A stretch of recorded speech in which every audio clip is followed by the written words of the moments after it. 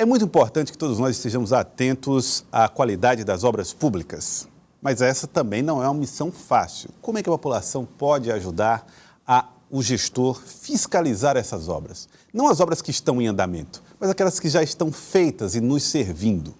Eu vou conversar aqui no estúdio com o doutor Enio, ele é engenheiro, Enio Pazini, assim que se pronuncia? Estou. Enio Pazini, ele é engenheiro e tem uma experiência muito grande, principalmente com obras como a Estádio do Maracanã, essa reforma do Maracanã, construção do estádio Itaquera, ou Itaquerão do Corinthians, e o estádio Beira-Rio, lá em Porto Alegre.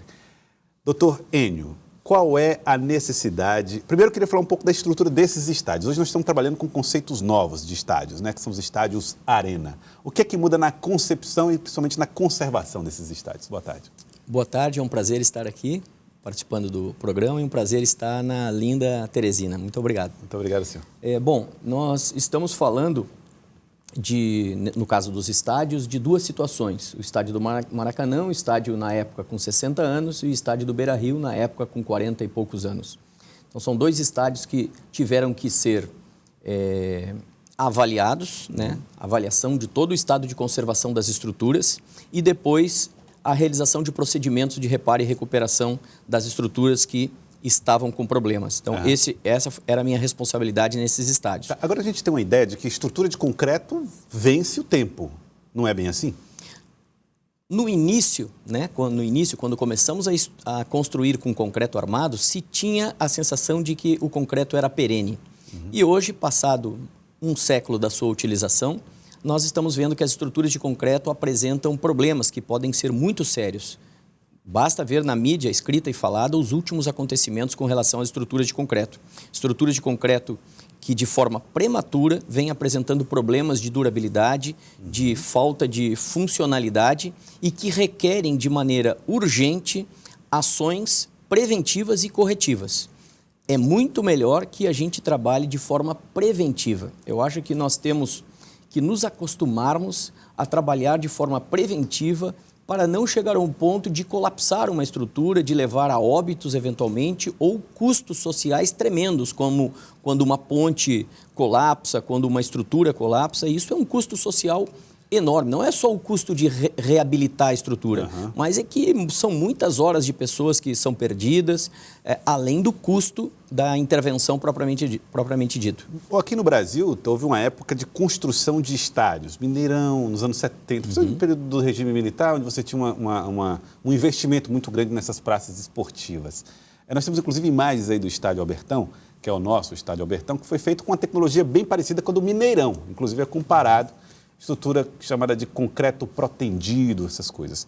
Esse tipo de tecnologia desta época precisa já de reparos nessa estrutura?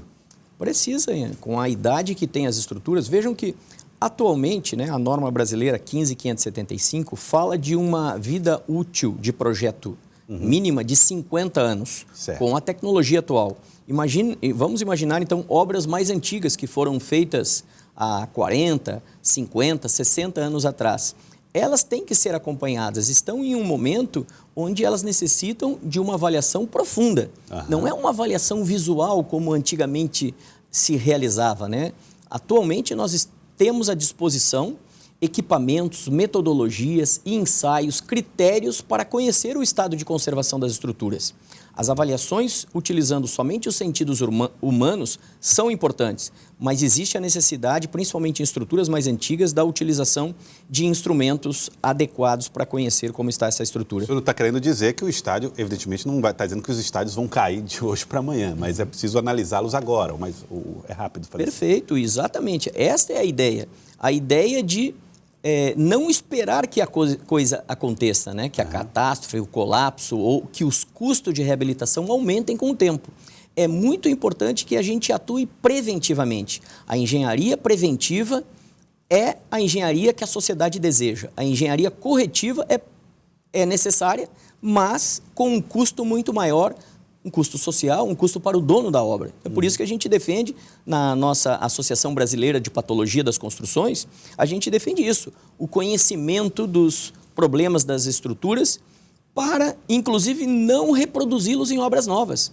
quando nós estamos avaliando uma estrutura antiga, conhecendo os problemas, diagnosticando os problemas, isto fundamentalmente serve para que os mesmos erros não se reproduzam em obras novas.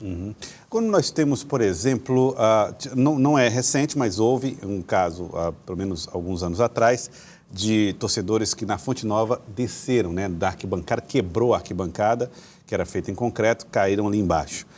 Nós tivemos casos de queda de elevados, né, pelas ruas da cidade de Belo Horizonte, e também algumas obras públicas que foram feitas no Rio de Janeiro, como a ciclovia Tim Maia, que matou, inclusive, pessoas.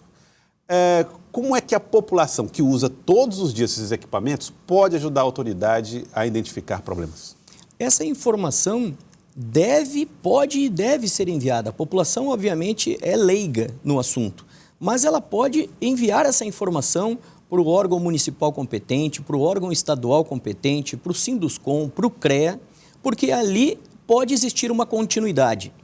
Pode ser que aquilo que é identificado pela sociedade não represente, né? Um profissional vai lá e pode dizer, não, esse não é um risco, não é o caso. Mas, eventualmente, em outros casos, isso pode se transformar numa prevenção de um dano fatal na sequência. Não quer demais, né? Exatamente. Eu acho que, obviamente, deve ser tratado, e essa é uma especialidade dentro da engenharia civil, dentro da construção civil, mas a população pode sim contribuir levando isso até os órgãos competentes.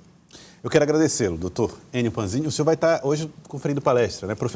Perfeito. Nós estamos lá no Hotel Arrei, onde a Associação Brasileira de Patologia das Construções, através da sua delegacia regional, está promovendo cursos e um seminário de patologia das construções, com profissionais que vêm de outras partes do país para discutir com a comunidade técnica local temas relevantes e importantes na área de manutenção, conservação, reabilitação das estruturas de concreto e das edificações de uma forma geral.